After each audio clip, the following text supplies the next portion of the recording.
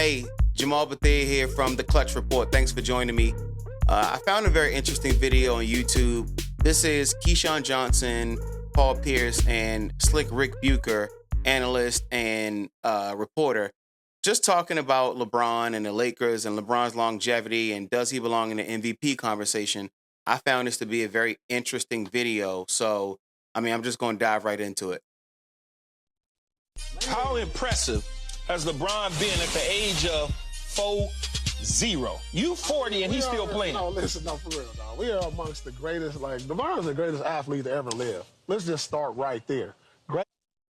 Okay, to be honest, greatest athlete to ever live, I feel like it's a little bit of a stretch, but the fact that it's Paul Pierce, one of LeBron's biggest rivals and adversaries, saying that is on some level not necessarily an ode to validity of context, but more just like, okay, it's respectful that somebody who was his adversary would say that. LeBron being one of the best athletes ever is undeniably and unquestionable if you're logical, if you have a normal brain. But saying he's the best athlete ever, I don't know how we really can even quantify that. Greatest athlete, track, volleyball, baseball, football, I don't care what sport, the greatest athlete that's ever lived. Let's start right there. To sum this all up, dog, he's 40 years old in year, what is it, 21 or 22? 22. This is year 22. He's averaging, 26 a night, 7 rebounds and 7 assists? That's better than me at my peak. And I was a 10-time All-Star, a top 75 player, a Hall of Fame player, and this is what he's doing at 40. It makes you think you have to be good, but you have to be lucky also. And what I say by that, you have to withstand the injury bug, which seems to hit us all at some point in our careers, surgeries, which kind of slow you down, take away some of your athleticism. For him to be able to get through this without any major injuries and still playing at a high level, I was having this conversation with KG this morning, we're never going to see nothing close to this in our lifetime. Not even remotely close to an athlete or somebody doing this at this age, at this level. Yeah. I honestly agree with that. And it's funny because Stephen A. Smith from ESPN and Brian Windhurst, who they call Wendy, actually got his fame from covering LeBron in high school. And they were having a similar conversation. Respect to Stephen A. Smith and just, hey, Stephen A., to call LeBron second all-time to Jordan is not an insult. I don't care what anybody tells you. That is a high level of respect. Almost 80 years of basketball, tens of thousands of players. He's second all-time. That is big respect. But the context of the conversation is they were saying at the end of the day, most people look at who the GOAT is as how good were you when you were at your peak? And eye test, statistically, analytically, advanced metrics and numbers all say Michael Jordan had the highest peak in NBA history. So in my opinion, there really isn't a way for LeBron to be better, especially because in my opinion, Michael was also just more clutch. Meaning, forget championships, forget teammates, forget coaching.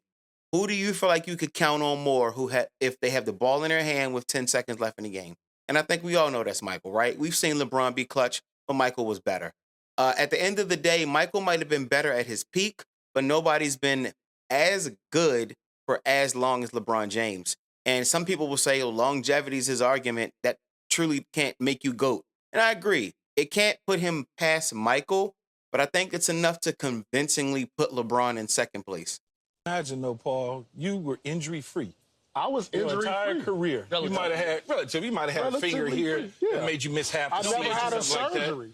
But never had a surgery. That's amazing. No. That's amazing. Same for him, but he's still playing. Right. Way beyond. It's just, I don't get it, Rick. It's like, I'm sitting there and watching the game, and I'm saying to myself, I don't understand what it is. Is he from another planet? Some people out there may not remember the $6 million man. You do, Rick, and I'm sure you do, Paul. Yeah. Is he like the $6 million man where all of a sudden he's a robot, but he's really human? Yeah. And it's just the weirdest thing that I've ever seen in a professional athlete. And we can point to other professional athletes that had extended careers beyond. We can go to Tom Brady and we can go to baseball players and even Kareem Abdul-Jabbar. But it didn't look like this. Right. This is like turning back the clock to a whole nother level. And I just don't know how you slow it down or stop it. He would have to literally say, I don't want to play basketball They're anymore. going to have to. I think if you look at the screen, I think this is a very interesting statistic. This is very interesting. LeBron James in his, I think, last regular season MVP, 2012, 2013, guy was incredible. I mean, 56% from the floor as a wing. Sure, he's big and he, whatever. 40% from three, 26, 8, and 7, almost 27, 8, and 7, but 26, 8, and 7. And since he's turned 40, he's 26, 8, and 8. Shooting 54% from the floor and almost damn near 43 from three. This is why people say LeBron's on steroids or something, because how can a guy be this good for this long? I think that the idea that he's on steroids has some validity to it. It's possible. I mean, I'm not saying it can't be, but Maverick Carter says it. He loves the process. He loves to be in shape. He loves to work out. This is a guy that's in shape all year long. Most NBA players talk about the fact that during the summer, you kind of chill a little bit and slowly towards August, and, kind of work yourself back into shape more towards September, of course, August, September. And then October, training camp really gets rolling, and then preseason and the season starts. You kind of work your way back in shape. This is somebody who's in shape all year long. I mean, he beat KD in 2012 in the finals, and him and KD were in the gym the next week. Like, literally, this guy loves being in shape. And so I think, aside the rumors that could be true, you would have to be objective to say they could be true. I think he just loves being in shape. Going to have to call LeBron a coach, his wife or kids going to be like, hey. You got to stop. That's it. Yeah, because that's what's going to happen. The way I looked last night, he going to be playing basketball for another 5 years. Well, that's what's crazy is that normally when you have the athleticism that a guy like LeBron James was gifted with from the very beginning, generally you're living off of that supreme athleticism and you're not grinding away, maintaining it and doing all the stuff that you have to do to maintain that supreme athleticism and to do it for like 20 plus years. 22. With all those accomplishments. That's sustaining that and still having the drive. Because you get bored fast. You won. And at some point, like, how much more am I going to get out of this? Right? I don't know what it is, man. It's a combination of so many things, like his body type, his physical attributes, his mindset. He has to have a high tolerance for pain. But think about it, though, Paul. Because he's played a lot through injuries. But Paul, we've seen 6'7", 6'8", 260-pound basketball players play before, but not in 22 damn seasons. We've seen it.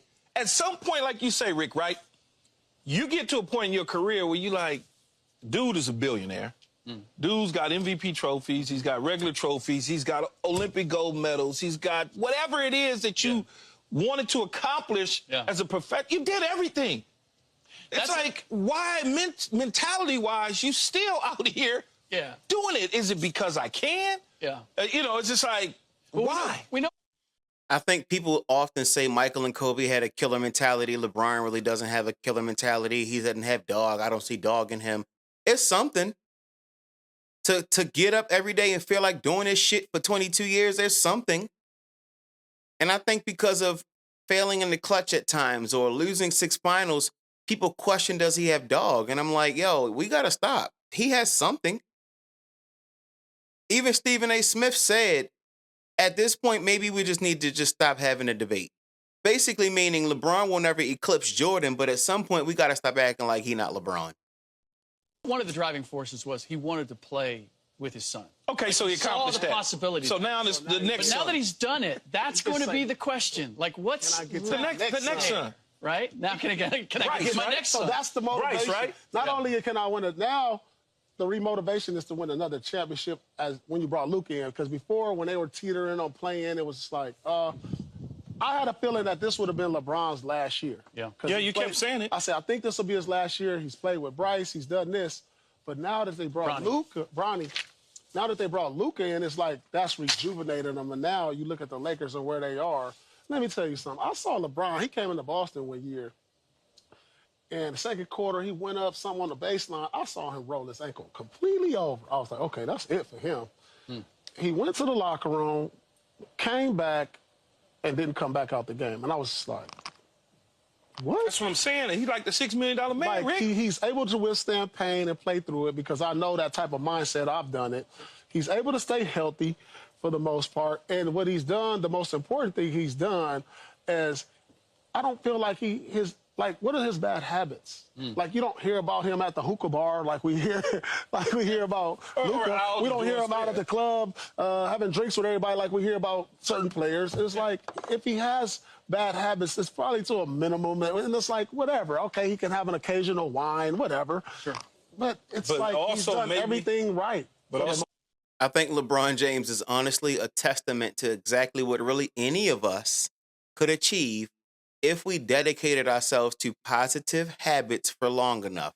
Most of us simply have these false idealisms of you only live once, I want to have fun, or it's just a burger, it's not that big a deal. We say these things to convince ourselves that our bad, poor habits aren't as bad as they are. And so when a unicorn like LeBron is basically like, I need to be stretched, I need to watch my diet. Now I've heard rumors and rumbles that teammates have said, please, his diet is not that great. We've seen him have fast food. We've seen this, we've seen that. Well, then, okay, maybe that's just a testament again to his ability to work out. I mean, David West went on Undisputed like 5 years ago, and he talked about the fact that he saw LeBron at camp in high school, and they were eating pizzas and burgers and wings and fries, and he was eating salads and he was stretching. LeBron has been doing this kind of stuff for a very long time.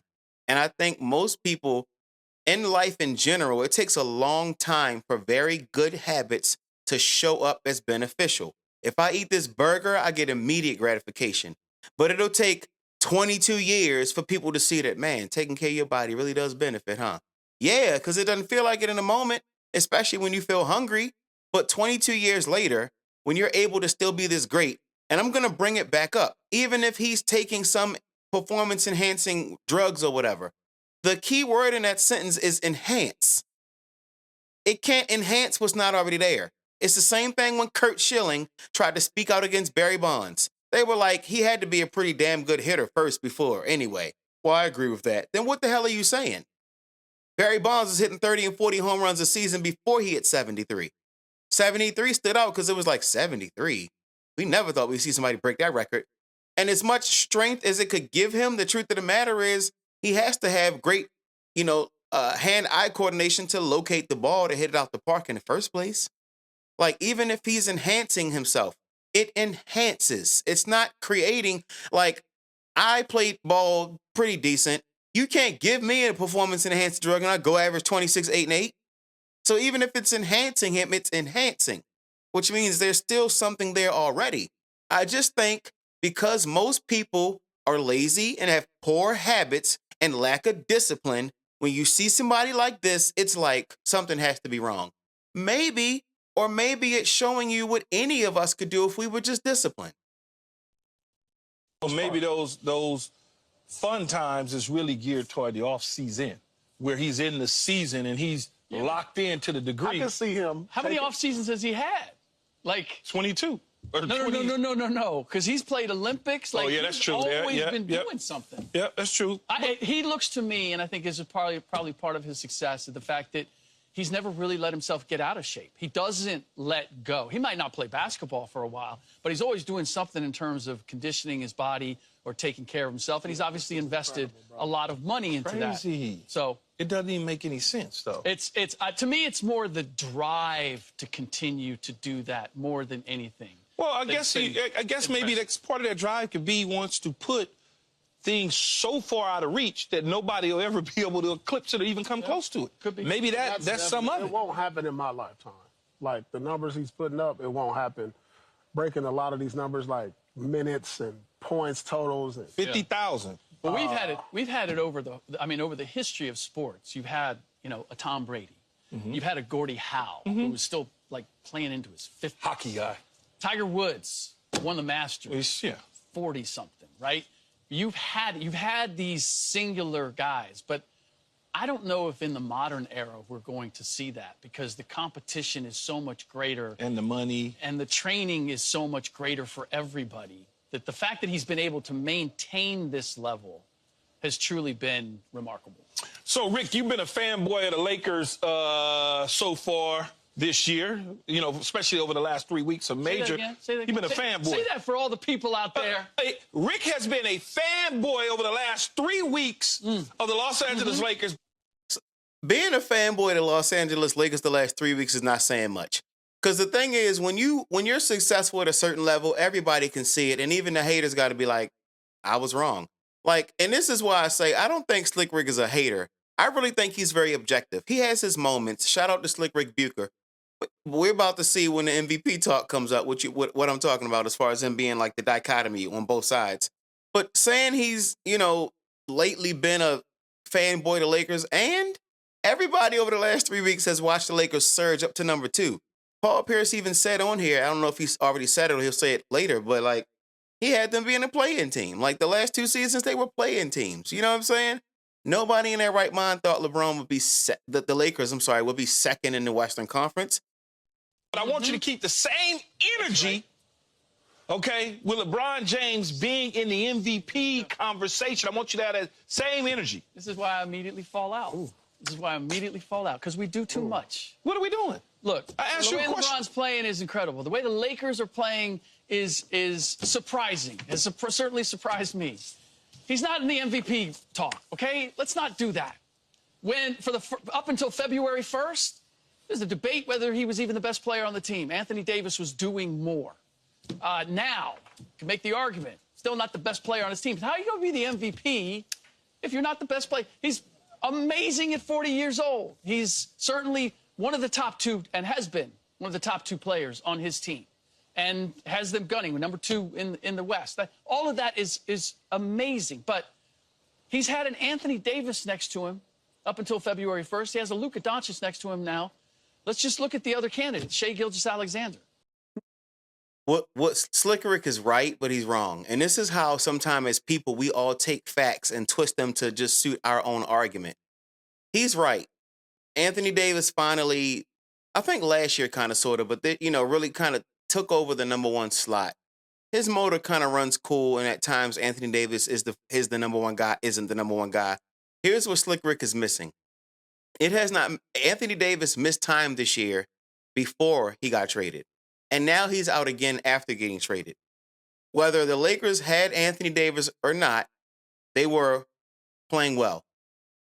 Thanks to LeBron James and Austin Reeves mainly, but of course, Rui Hachimura as well. After having Anthony Davis, right, now you have the trade. When Luka wasn't playing so great, the Lakers were afloat because of LeBron James and Austin Reeves. Give Jarrett Vanderbilt coming back his credit. Give Dorian Finney-Smith being added to the team his credit. Goodwin off the bench is playing well too. But it has not mattered who has been next to LeBron. You could easily say, oh, he had AD, now he has Luka. Basically saying 2 number 1 guys. This is not LeBron's doing. But it has not mattered who has been on or off the court or who has played well. Like the only 2 games that the Lakers even lost in February were the Hornets and the Jazz. And the crazy thing was, if you watch the Hornets game, Luka was absolutely atrocious in that game. LeBron was great, and people were saying, how come LeBron didn't close? And I'm like, y'all got to stop. The number 1 guy doesn't have to be the guy all the time. Kyrie said this, superheroes need help too, okay? So even if you look at that particular game, if Luka had played well, they'd have beat the Hornets. Now, the Jazz caught them, you know, they played them 2 games in a row, and the Jazz went home, and they just played a phenomenal game. And I think that was the second night of a back-to-back for the Lakers. But my point is, it has not mattered who has been on the court with LeBron this year as far as like a co-star. LeBron has kept them afloat. Austin Reeves has stepped it up. And they have a whole host of supporting characters who really also have contributed as well. I don't want to leave them out because those guys are sometimes the glue that don't get discussed. But the point is, LeBron has kept his team afloat no matter who's been on the court and who has not been on the court. Even like last night when they played the Pelicans. No Austin Reeves, no Rui Hachimura. You could say it's the Pelicans. They're not that good. I agree, but they're still an NBA team. They made it look like a game at times. And, you know, you have to give LeBron credit on keeping him afloat regardless who's been next to him. Who's his number 2? Jalen Williams? Yeah, Jalen Williams. First-time All-Star? So you get Doc for having a dude. Luka, Nikola Jokic, who's his second. Jamal Murray. He can't even make the All-Star game. So I'm not. This is not me bagging on LeBron. This is like we get excited and then we just put the bar too high, and then I feel it's my responsibility to bring some sanity to the conversation and say, no, we're doing a little too much. How is it too much when the guy essentially is doing the same things at 40 years old he did in 2012 and 2013 He's not the same guy. when he was in Miami? He's not. The numbers may look the same. He's not the same. That's a disservice. You keep saying he's not the same guy, but it looked the same. He dominated it. He could dominate at both ends of the floor. And the way he scored would make things better for everybody else. You see the way they're playing. His numbers are. Here's the funny thing about that argument, and they're about to make another point, and I'm going to pause it again. I'm trying not to pause, but so much. I don't want to make this a 40-minute video. I just have a lot of insight on this. To say, oh, well, he used to dominate both ends of the floor. He's not dominating both ends of the floor like he used to. Basketball has been, currently is, and will always be largely appreciated on offense. And we have to be honest about that. NBA history has so many one-way players we respect. Like Stephen Curry is largely a one-way player. Magic Johnson, solid defense, largely a one-way player. Who else? There are players in history that literally have made the Hall of Fame as one-way players. And so to say, well, he's different because he used to dominate both ends and now he doesn't. Number one, again, over the last about 20 games of the season, LeBron has been like top 15, top 10 defensively in the league. So he has stepped his defense up, at least in a short stretch of time, not the whole season. He's older. He can't contain that all the time. But again, Allen Iverson was not a good defender. He had sometimes 2 steals a game, but that's 2 possessions out of the entire game. You're not telling me on a play-to-play, night-to-night basis, Allen Iverson was locking people down on defense. So the point is, this idea that because LeBron can't dominate both sides of the ball the way he used to is a reason, a key cog in the argument for why he can't be MVP is honestly kind of lunacy. Look at that. Look at that, though, Rick. I would just say it. I understand what you're saying because he also had. He's so smart. But he also had those other players around him in 2012 and 2013, too. Sure. So do you dock him because he was playing with AD, now it's Luka? No, I'm not going to base it on numbers. I'm just not going to base it on numbers. What are you going to base it on? I'm going to base it on the way that he played at both ends of the floor. He can't get into the conversation. The defensive end of the floor. You can't get into the conversation? He can't get into the conversation. Yes, we can get into the conversation. You know how this is how we can get him into the conversation. Is LeBron James an MVP candidate? No. Okay, end of conversation. But we got him in. I hate to burst your bubble, Rick, but you said what he's not doing defensively, and we've named a guy who's been 3-time MVP, and he don't play no defense. The Joker. Zero. And that's the Joker. And we based that. And you're saying earlier, you was like, look at his numbers. That's what you said. I said look at his numbers. Rick Bucher's about to try to dispute a great argument by Paul Pierce. I think that's case closed. Look, here's the thing. Nikola Jokic is a 3-time league MVP, and I don't think he's terrible on defense. Like, my argument earlier about one-way players wasn't Magic was terrible, Steph isn't terrible, AI wasn't terrible. Jokic isn't necessarily terrible. He's probably just a net 0. Like, on defense, he doesn't necessarily move the needle. He's solid. He holds his own, right? But you have a 3-time league MVP, best player in the world, right? And he's not known to play really any damn defense at all. Yet LeBron can't break into the MVP conversation because he used to dominate both sides of the ball. If that's the case, then take Nikola Jokic out of the MVP conversation because he has never dominated both sides of the ball. I'm sorry, take him out. Now, here's my argument. LeBron is in the MVP conversation. There's about 5 slots, I think, officially. I have LeBron like 5th. And I think that's what Rick Bucher is missing. LeBron being in the conversation doesn't mean LeBron's winning the conversation. In my opinion, this is Shai Gilgeous-Alexander's MVP award to lose. Second to him is Nikola Jokic, especially since their rotation is a lot weaker. Yes, you got Russell Westbrook, but really what else do you have on that team? Third to me would be Jason Tatum. Fourth would be Donovan Mitchell. And I might even go Spider third just because Cleveland is having a historically, uncharacteristically great season. They have more wins at this point in the season than they've ever had in the team's history, including when LeBron was there. So I might even vault Spider to third when I think about it. Tatum can be fourth, and, you know, Tatum is fighting this face of the league thing. Jason Tatum is not a face of the league. He's a great player, but face of the league also requires flair. He doesn't have any flair. He's a kind of a boring guy. He's a great dude, but he doesn't have any flair. That's why everybody was talking about Anthony Edwards. He's not as good as Jason Tatum, in my opinion. They're my two new favorite guys. Like when LeBron retires, I'm going to watch Anthony Edwards. I'm going to watch Jason Tatum. All I'm saying is Jason Tatum is not a face of the league. There's no flair to his game, but he is a really great player, and you can't deny that. So I have him fourth in the MVP voting, and then I have LeBron fifth. Putting LeBron in the conversation does not mean LeBron's winning the conversation. And I think that has to be the understandable focus. You said numbers. Okay. But now you're talking about we're going to bring our LeBron's conversation numbers. in the other room. No, into this but room. listen, I'm trying to put everything in perspective. Sometimes it is about numbers. Yes. But I would say this too. If you look at the way the Denver Nuggets are playing, you look at the way the guys around Nikola are playing. Right.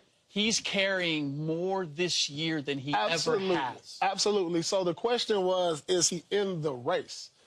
He's in the race. But is he going to win it? Probably not. And that's my exact argument. He's in the conversation. He's not winning the conversation. And I don't think he has to win the conversation for it to be a valid argument. He doesn't have to win. LeBron's in the conversation. He is absolutely an MVP candidate. He ain't winning, but so what? Like, when you look at being 40 years old, 26, 8, and 8, 52% from the floor, 42% from three, like 77, which for LeBron is great from the foul line. 77% from the foul line. He's been relatively healthy. He's scored 40 points twice this year. Him and Luka both had 30 last night. Luka had 30 and 8 and 15. LeBron had 34, 8 and 6. Like, he is absolutely carrying this Lakers team. It doesn't mean he has zero help, because that wouldn't be true. He had Anthony Davis. He has Luka now. Austin Reeves has stepped up. Hachimura has stepped up. Vanderbilt has come back. Dorian Finney-Smith. I mean, he has guys that are helping him. And carrying a team doesn't mean nobody does anything. But the truth of the matter is, now Luka is really kicking it into high gear, and LeBron can kind of relax, which might be people's argument. Like, no, he has Luka. What do you mean he's MVP? But the point is, they're second in the West. I also had the Lakers maybe making the play-in. Them being second in the West? Come on, man. Like, come on, man. Mostly no chance at him winning it. You know what? I'll be interested to see where he falls, because I imagine LeBron will wind up. Okay, so there's five slots on the MVP ballot. Okay, so is Jason Tatum in the race? He's in the race. He's in the race. He's plus 3,000 right now. He's in the race. So the question is, no, he's not. LeBron, you know what? No, he's not in the race. He's in the race. Because he can't win. What do you mean? Tatum's not going to win. But he's in the race. He'll be on the ballot. But everybody has, listen, when you line up them horses and you line up them NASCARs and Indy cars and stuff. Yeah, now they talking about Jason Tatum. But the point is, in conclusion, because this video is probably almost 30 minutes long, I didn't even mean for it to go that long. But if you watch this long, thank you for watching. The point is, LeBron's in the MVP race. He's about fifth. I don't think he'll win it. Do I see there being any argument or criteria or pathway or lane to LeBron winning the MVP? Not really. But I think if the Lakers won out the rest of the season and ended up 61-21, that would give him a hell of a case. That's not going to happen. You know what I'm saying? That would require them to literally win the next 22 games in a row. And we've seen LeBron go on a 26-game winning streak with the Heat. I mean, we it's not like we haven't seen LeBron be a part of a streak like that. But the truth of the matter is, that would be the only way he would really vault to like a second spot in the MVP conversation. And at this point, LeBron doesn't even need it.